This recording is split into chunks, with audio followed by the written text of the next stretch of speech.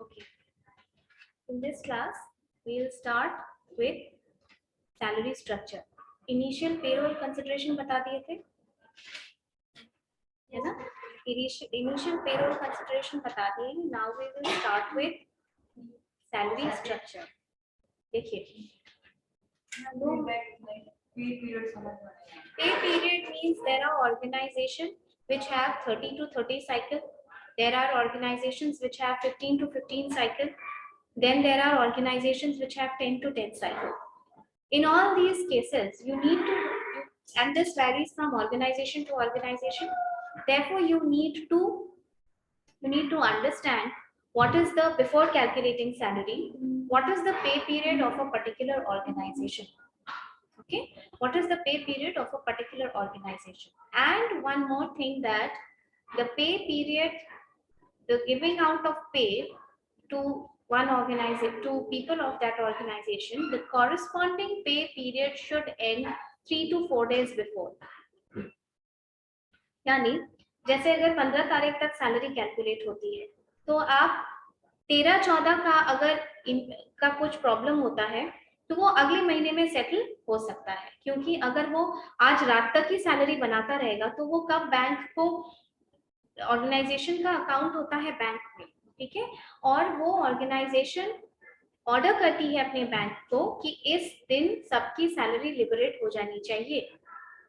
Okay, तभी तो आप देखते होंगे ना कि 1 तारीख को सैलरी आ जाती है, लेकिन सैलरी में कुछ ना कुछ गड़बड़ भी हो सकता है, जैसे कुछ एक्स्ट्रा तुम्हारा कट गया या कुछ एक्स्ट्रा तुमको मिल गया जो तुमको नहीं मिलना चाहिए था. तो ये सारी चीजें फिर कॉम्पेंसेट होती हैं अगले महीने के साथ. Okay, so this is the pay period thing. Now we will start with salary structure in today's class. Right now, salary structure has 4 major components.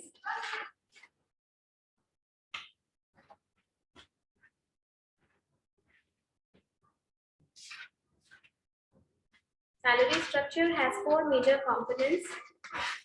First, basic salary.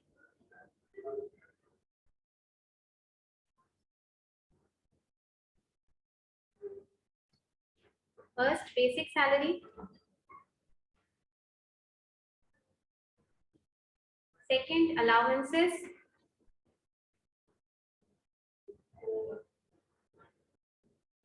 First, basic salary. Second, allowances. Third, benefits and incentives. Benefits and incentives. And fourth is rewards and recognition. Reward and recognition.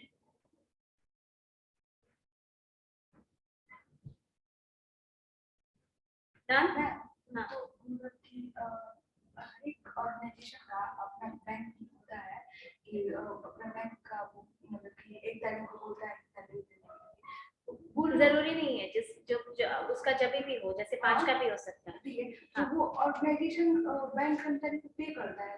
Bank कर्मचारी को नहीं, कुछ होगा उसका fees वगैरह, लेकिन वो पैसा रखने से उसको इंटरेस्ट भी तो मिलता है ना. बात ये है, वो बैंक कर्मचारी को पे नहीं करता है, वो बैंक से अपने कर्मचारी को पे करता है. जैसे कुछ ऑर्गेनाइजेशंस हैं जिनका सैलरी अकाउंट कहाँ है, जिसके 1 लाख एम्प्लॉइज का सैलरी अकाउंट होगा बैंक ऑफ बड़ौदा में, किसी का SBI में होगा, किसी का इंडियन बैंक में होगा, है ना. तो वो लास्ट डे पे इस मंथ का सैलरी रिलीज करने के लिए इंफॉर्मेशन देता है कि अब आप रिलीज कीजिए सैलरी, तो वैसे दिया जाता है, तब सैलरी अकाउंट में आती है. ठीक, let's start with the basic salary. Basic salary के बारे में कोई आइडिया है आप लोग को?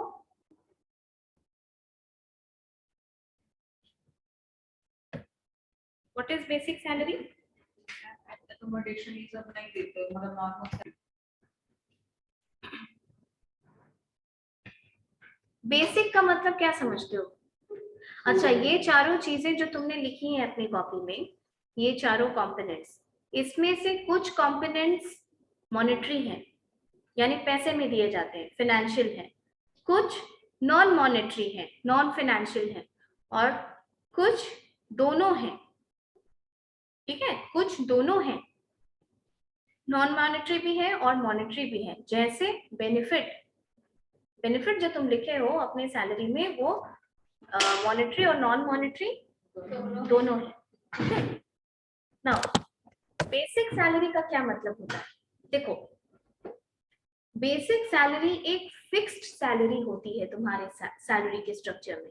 This is the fixed salary that you get from an organisation.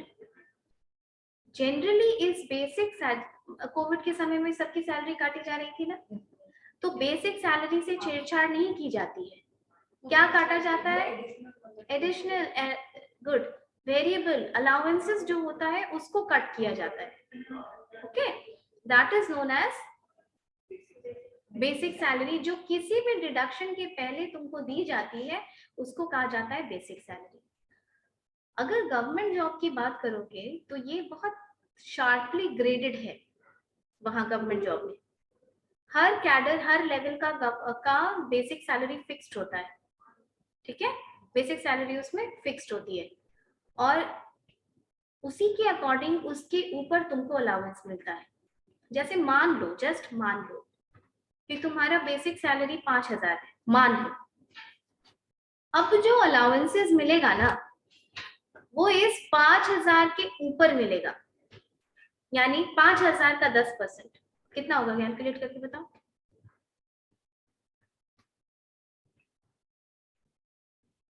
500। ये हो गया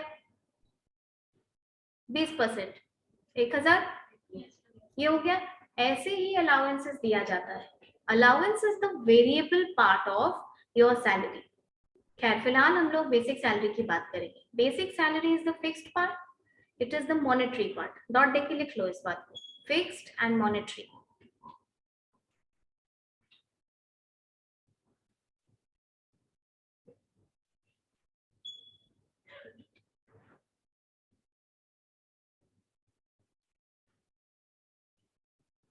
ठीक है, फिक्स्ड एंड मॉनेटरी। ये डिटरमिन कैसे किया जाता है? कैसे पता चलता है कि ये सैलरी दी जानी चाहिए? जॉब इवैल्यूएशन एक प्रोसेस होता है, पढ़े हो? जॉब इवैल्यूएशन का मतलब होता है, ये एक प्रोसेस है नेटवर्थ किसी जॉब का जानने के लिए। कहने का मतलब हर जॉब ऑर्गेनाइजेशन में एक ही वर्थ तो नहीं ऐड कर रहा है ना, नहीं कर रहा है ना, तो सैलरी भी उसके अकॉर्डिंग अलग अलग दी जाती है। तो काम के अकॉर्डिंग, हाँ, काम तुम्हारी प्रोफाइल में कितना रोल्स एंड रिस्पॉन्सिबिलिटीज है, राइट, उसी के हिसाब से तुमको सैलरी दी जाती है। तो इसीलिए ये नेट जॉब इवैल्यूएशन से बेसिक सैलरी को डिटरमिन किया जाता है कि किस ग्रेड का बेसिक सैलरी कितना होना चाहिए। Okay, now moving on to allowance part.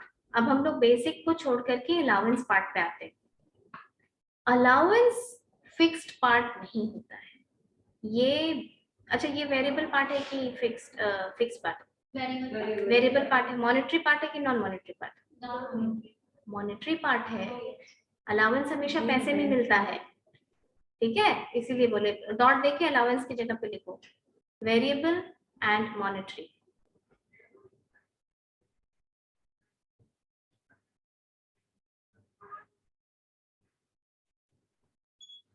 ठीक है, नहीं, अभी अलाउंस पूरा अच्छे से समझो पहले। अलाउंस इतना जल्दी से तुम नहीं जा समझ सकोगे। अलाउंस का मतलब क्या होता है और किस तरीके का अलाउंस आप लोग जानते हैं? जैसे डियरनेस अलाउंस, ठीक है, डियरनेस अलाउंस और accommodation, हाउस रेंट अलाउंस बोलो उसको, है ना, हाउस रेंट अलाउंस और travel allowance, very good, travel allowance और मेडिकल अलाउंस, गुड, और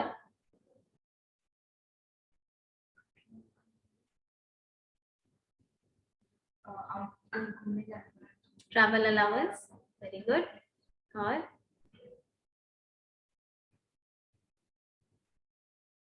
तो मतलब कि उसका एक, जैसे कि नेवी में हो गया तो अपना वो है, वहाँ पे प्रोडक्ट लेने पे डिस्काउंट दिया जाता है। That is not allowance.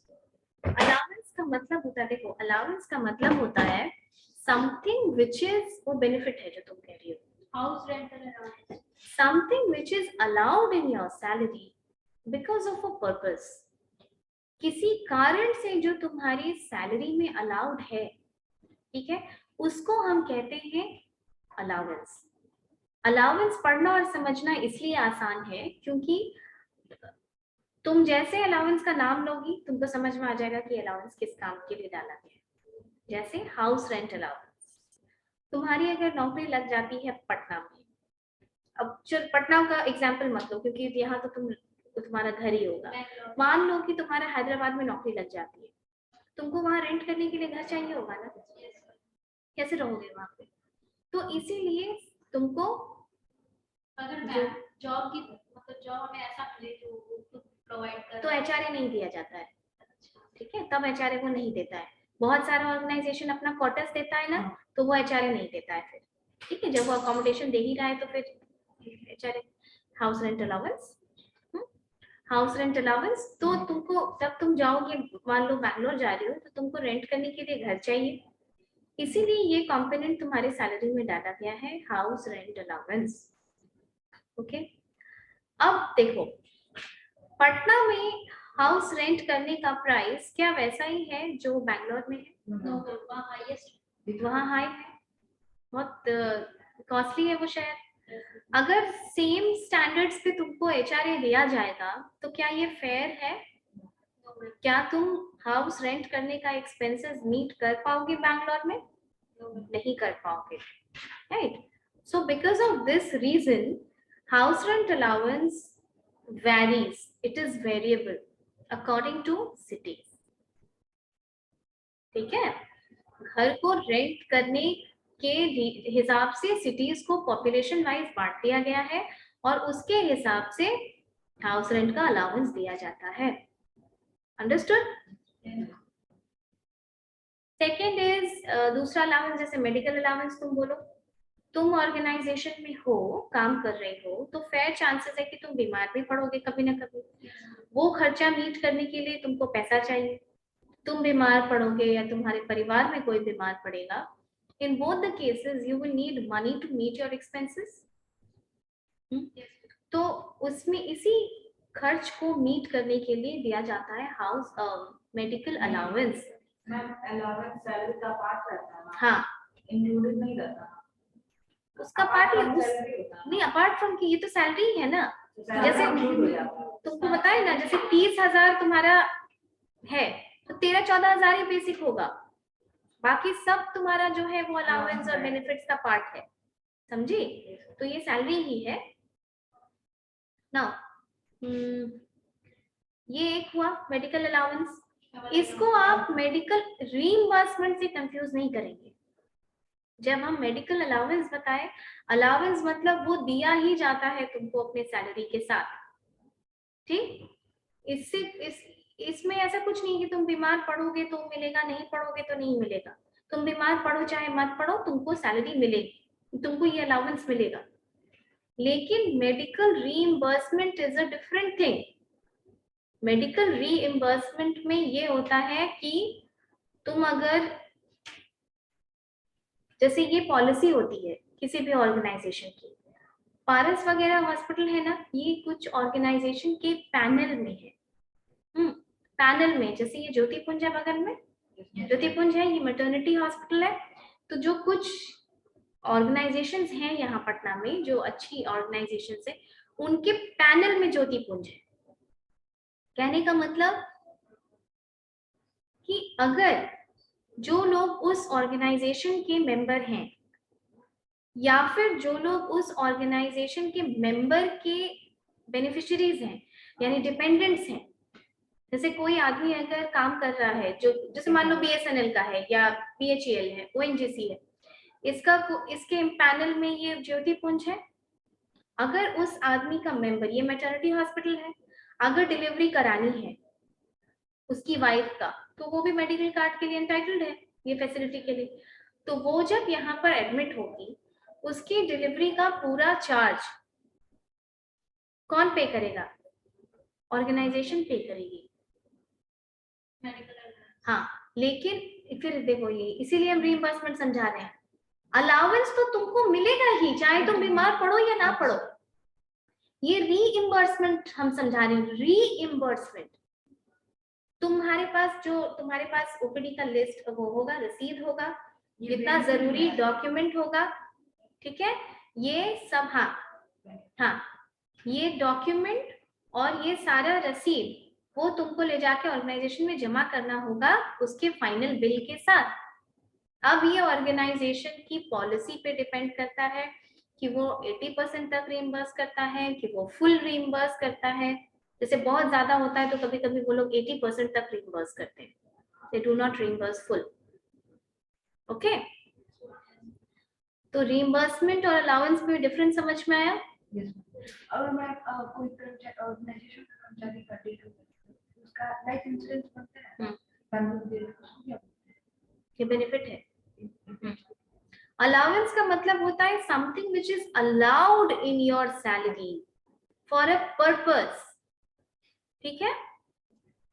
इसके अलावा अलाउंस होता है, लिखते जाओ, अलाउंस वाले नाम लिख लो थोड़ा सा अलाउंस का, मुझे याद रहेगा फिर, और इसका एग्जाम होगा बाद में पेरोल का, ठीक है, फिर क्वालिफिकेशन सर्टिफिकेट मिलेगा आप लोग को। देखो, house rent allowance,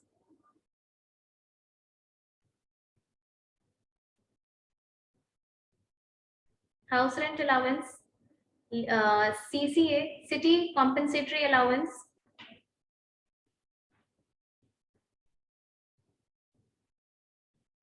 city compensatory allowance,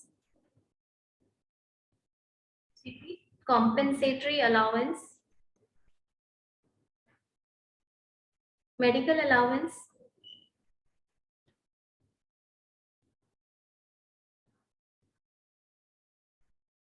और travel allowance, transport allowance,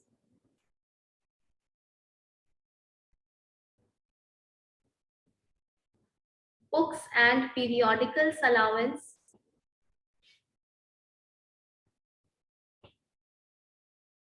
books and periodical allowance,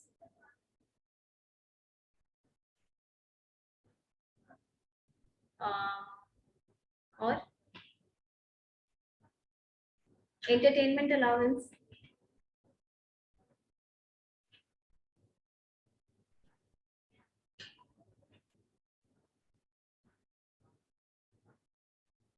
uniform allowance, meal allowance,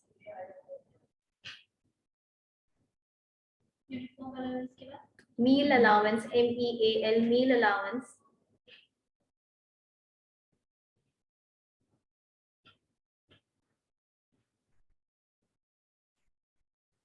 ठीक है, इतने हैं। और अलाउंस में लिख लो थोड़ा, फॉरेन अलाउंस,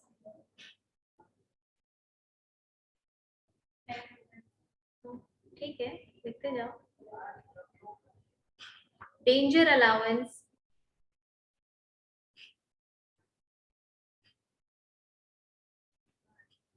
डन। चलो, ये इतने सारे टाइप के अलाउंस होते हैं, ये तो कुछ हम बताएं। अब ये अलाउंस का जो पार्ट होता है ना, ये ऑर्गेनाइजेशन टू ऑर्गेनाइजेशन वेरी करता है, ठीक है, यानी ऑर्गेनाइजेशन अपनी नीड के हिसाब से देती है। जैसे बुक्स एंड पीरियोडिकल्स अलाउंस ये सारी ऑर्गेनाइजेशन नहीं देती है, बैंक देती है, मीडिया जो ग्रुप है वो देती है, okay, so they give this kind of allowance. City compensatory allowance क्या होता है? दूसरे शहर में जहां पर कि ऐसे लगे कि जिंदगी मुश्किल है, ठीक है, अगर सैलरी में इंक्रीज नहीं किया गया, अगर सैलरी नहीं बढ़ाई गई, तो किसी को क्यों इंटरेस्ट आएगा कि वो उस जगह पे सर्व करे। जैसे लेह लद्दाख, ये सब जगह में लाइफ आसान नहीं है, एक तो हमेशा ठंड रहती है, रास्ता बंद रहता है, ऑक्सीजन कम है, बहुत तरीके का प्रॉब्लम है, रहने खाने का सामान आपको सिटी के जैसा नहीं मिलेगा, एक बार आ गया उसमें भी लिमिटेड चीजें होती हैं। Got it? That is known as city compensatory allowance. North east, north east का जो शहर है, नॉर्थ ईस्ट के बहुत सारे शहर हैं, वहां पे भी यही हाल है, कई जगह तो नक्सल प्रोन एरिया भी है, तो city compensatory generally cost of living को कॉम्पेंसेट करने के लिए दिया जाता है। तो ईस्टर्न रीजन में भी एक्सट्रीम ईस्ट में कोई नहीं जाना चाहेगा, एक्सट्रीम नॉर्थ में, एक्सट्रीम साउथ में कोई नहीं जाना चाहेगा। तो for those reason city compensatory allowance is put as a component in your salary. Then house rent समझा दिए, मेडिकल अलाउंस समझा दिए, बुक्स पीरियोडिकल्स वही आपको ये सब चीजें खरीदने के लिए, पेन पेंसिल ये सब खरीदने के लिए, कोई मैगजीन तुमको खरीदना है, उन चीजों के लिए तुमको जब ये पैसा कॉम्पेंसेट किया जाता है then that is known as books periodicals allowance. कुछ ऑर्गेनाइजेशन यूनिफॉर्म अलाउंस देती है, एंटरटेनमेंट अलाउंस, एंटरटेनमेंट अलाउंस इस तरीके से पैसा हर महीने आपको डालती है अकाउंट में, थोड़ा उसका पार्ट। देन मील अलाउंस, वो भी पैसा उसके लिए। ट्रांसपोर्ट अलाउंस क्या होता है? आने जाने में, कहाँ आने जाने में? ऑफिस आने जाने, हाँ बहुत सही। ट्रैवल और ट्रांसपोर्ट दोनों में डिफरेंस समझना। ट्रैवल अलाउंस तुमको ऑफिस के लिए नहीं होता है, वो कहीं तुमको जब भेजा जा रहा है तो वहां पे ट्रैवल का खर्च कॉम्पेंसेट करने के लिए जो अलाउंस डाला गया है एज अ कंपोनेंट वो है ऑफिस आने जाने के पैसे। ट्रांसपोर्ट, वो ट्रांसपोर्ट है। Office to home and home to office, इसको ट्रांसपोर्ट कहा जाता है। ठीक है, ट्रैवल अलाउंस मतलब हो गया किसी सिटी में जा रहे हैं तो उसके लिए वहां तुम खर्च करोगे, आओगे जाओगे कैसे? इंडियन अलाउंस क्या? देखो इंडियन यूपीएससी का एग्जाम होता है, मालूम है आपको? यूपीएससी के एग्जाम्स में हर साल group A officers, group B officers को अपॉइंट किया जाता है। सो फॉर दीज ऑफिसर्स ऐसा होता है कि ग्रुप ए सर्विस में एक पोस्ट है which is Indian foreign services, IFS, मालूम है? आईएफएस के जो ऑफिसर्स होते हैं वो उनको जब फॉरेन पोस्टिंग दी जाती है तो उनको फॉरेन अलाउंस दिया जाता है।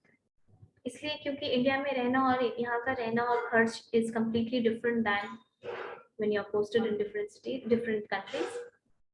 और हमारी इंटरनेशनल पॉलिसी में, इंटरनेशनल फॉरेन पॉलिसी में कुछ कंट्रीज मेंशन किए गए हैं ऐसे जहां पर जो डेंजर कंट्रीज का नाम डाला गया, जैसे पाकिस्तान है, जैसे जैसे कि हाँ कुछ कंट्रीज हैं वो है, और नेपाल भी है उसमें एक, क्योंकि कुछ रिफ्ट के वजह से।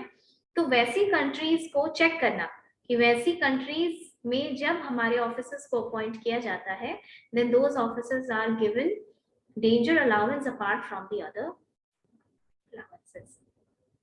ठीक है, ये थोड़ा थोड़ा अलग अलग टाइप का है, जल्दी सुनोगे नहीं, लेकिन उनकी सेफ्टी के लिए किया जाता है। सेफ्टी के लिए तो देखो उनका बहुत सारा चीज कवर्ड होता है, लेकिन द थिंग इज कि अगर तुमको सैलरी का भी लालच नहीं है कि बढ़ा के दिया जाएगा, तुम विलिंगली कभी सर्व करना चाहोगे क्या? और जब तक तुम सर्व करोगे तो तुमको ये फील भी तो आना चाहिए कि तुमको ज्यादा पैसा दिया जा रहा है।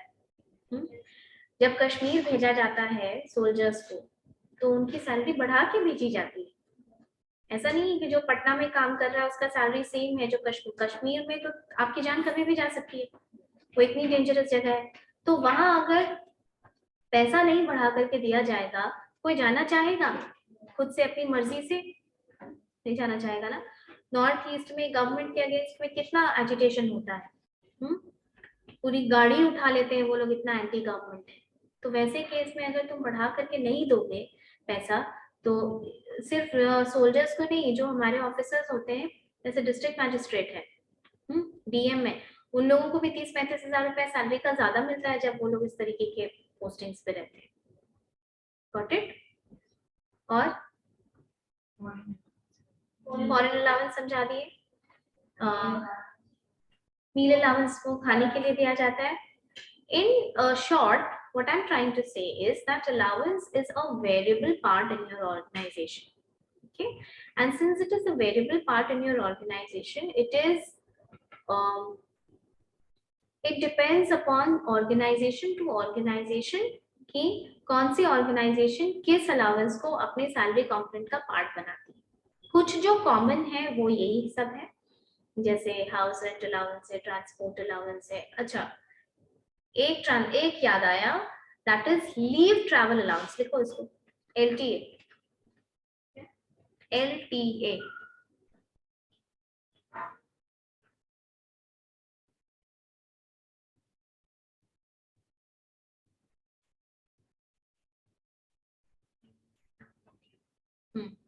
ठीक है। एलटीए होता है लीव ट्रैवल अलाउंस। इसमें ये होता है, किसी के पेरेंट्स यहाँ गवर्नमेंट जॉब में हैं? नहीं है। आप लोग जानते हैं गवर्नमेंट जॉब, सेंट्रल गवर्नमेंट का ये रूल है कि वो लोग 4 साल में एक बार आपको छुट्टी के लिए जाने देते हैं कहीं, 10-12 दिन के लिए आप छुट्टी लेके अपनी फैमिली के साथ घूमने जाइए, और आपको लॉन्गेस्ट डिस्टेंस का फेयर मिलेगा। मालूम है ये बात? नहीं। ये प्राइवेट कंपनीज में भी, सेंट्रल गवर्नमेंट, हाँ सेंट्रल में, ठीक है। और प्राइवेट कंपनीज भी देती हैं जिसको कि एलटीए बोला जाता है, लीव ट्रैवल अलाउंस, तो वो भी वैसे ही अलाउ करते हैं। हाँ मिलता है, एलटीसी कहते हैं उसको। तो अब तैयारी करोगे,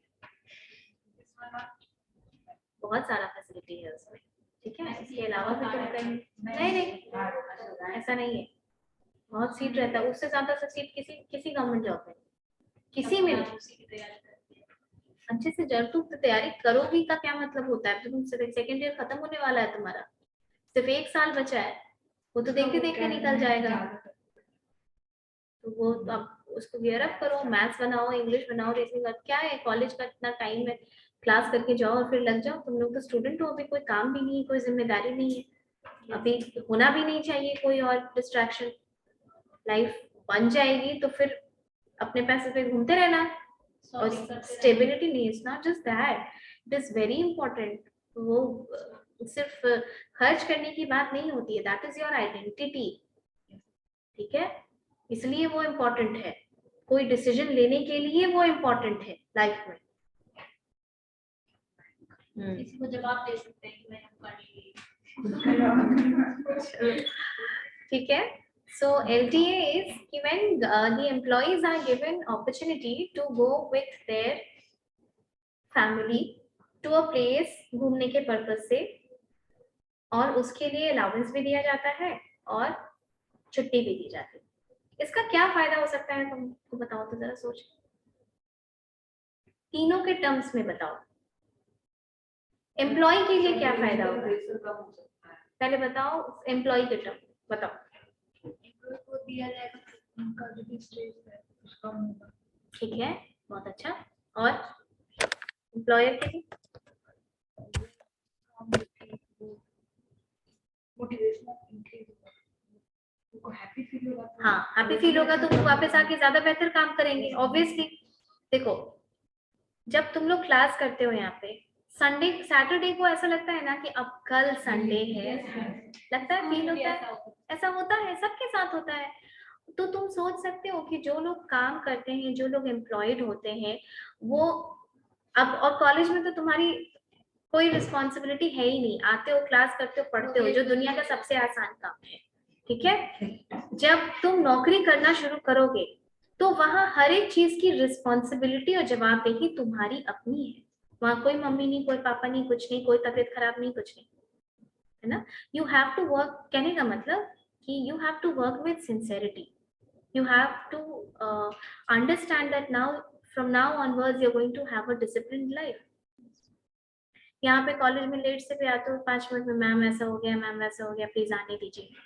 जब आप काम करने लगेंगे तो लेट आते हो तो पैसा कटता है तुम्हारा, यहाँ तो 1 बजे चले भी जाते कुछ करते, ठीक है, पैसा डिडक्ट होगा। कहने का मतलब कि वो एक डिसिप्लिन्ड लाइफ होती है, नौकरी करना इज अ डिसिप्लिन्ड लाइफ। फिर आप कॉलेज वाले थोड़े अल्लड़पन से जाके निकल के सीरियस हो जाते हैं। तो तब जब तुम काम करते हो, तुम्हारी जवाबदेही है, तुम्हारा टारगेट है, तुमको कंप्लीट करना है, इन दैट केस होता ये है कि तुमको साइकोलॉजिकल फटीग भी होती है, यानी तुम बॉडी से अगर नहीं भी थके हो तो मेंटली तुमको एक ब्रेक चाहिए होता है। हाँ, उस ब्रेक को, वो इतना मच नीडेड प्रेशर होता है कि वो ब्रेक से तुमको थोड़ी राहत मिलेगी, तो तुम रिजुविनेट हो गए, तुमको अच्छा लगेगा जब तुम अपनी फैमिली के साथ घूम के आओगे। तुम्हारा एक पर्सनल रिक्वायरमेंट भी होता है, हम आपको पढ़ाए थे ना मैस्लो की नीड हायरार्की थ्योरी, उसमें सोशल नीड भी है, तो ये तो तुम्हारी अपनी फैमिली है, ओके।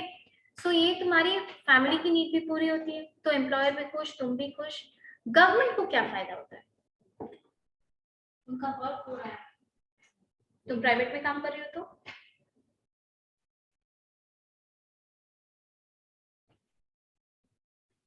सोचो तो जरा।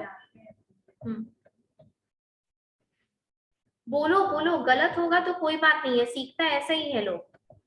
बोलो। गवर्नमेंट का तो काम ही होता है कि फैसिलिटी प्रोवाइड कर।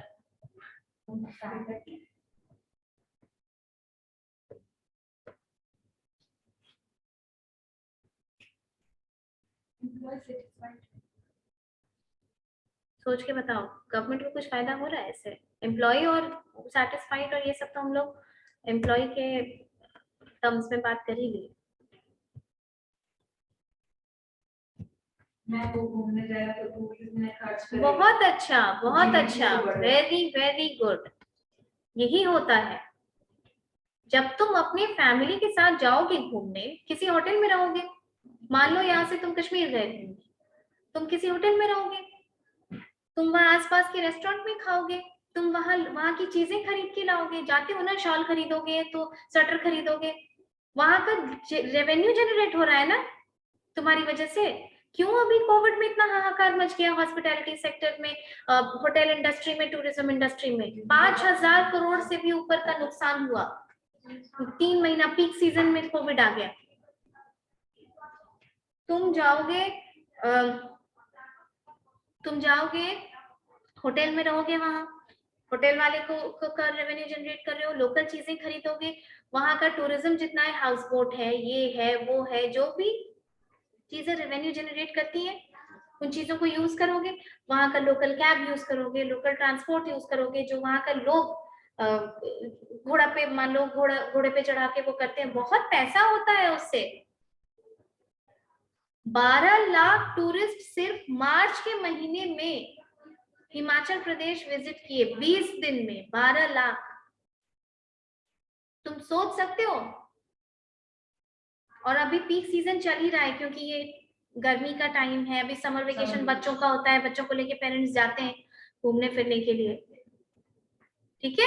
तो उससे वो रेवेन्यू जनरेट किया जाता है, गवर्नमेंट का रेवेन्यू जनरेट हो रहा है टूरिज्म से। Very good, I am very happy that you thought from this angle. समझ में आई बात? तो अब तुम लोग चीजों को बिजनेस के पॉइंट ऑफ व्यू से भी जोड़ो, बीबीएम कर रहे हो ना, हर चीज को बिजनेस, टाइम और कॉस्ट के हिसाब से जोड़ करके देखो। ओके? मैं वो तो गवर्नमेंट मतलब वो तो प्राइवेट ऑर्गेनाइजेशन टैक्स नहीं देता है। होटल में जाते हो तो वो टैक्स कहाँ जाता है? फिर टैक्स जाता है ना, जो वो होता है, मान लो कि स्पोर्ट्स, विंटर स्पोर्ट्स की एक्टिविटी वाले जो लोग होते हैं, जब आप टिकट खरीदते हैं तो देखिए नीचे टैक्स भी होता है उसमें, वो टैक्स जाता है ना गवर्नमेंट को। उत्तराखंड 4 धाम यात्रा में जो तुम हेलीकॉप्टर से जाते हो, तो तुम पैदल जाते हो, वहां का स्टेट का, वो स्टेट ही ना सबसे ज्यादा, वेस्ट बंगाल का सबसे मेजर पार्ट कहाँ से आता है रेवेन्यू का? दार्जिलिंग से इतना रेवेन्यू जनरेट करता है दार्जिलिंग,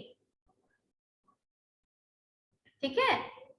वो हर चीज जो तुम घोड़े पे बैठ रहे हो, वो उसका परचेजिंग पावर बढ़ेगा ना, वैसे इस तरीके से साइकिल चलती है। तुम होटल बुक करते हो उसमें पार्ट टैक्स का है ना, तुम जिस रेस्टोरेंट में खाते हो उसका पार्ट टैक्स का है ना। फिर समझ में आया? नेक्स्ट क्लास में हम लोग अलाउंस और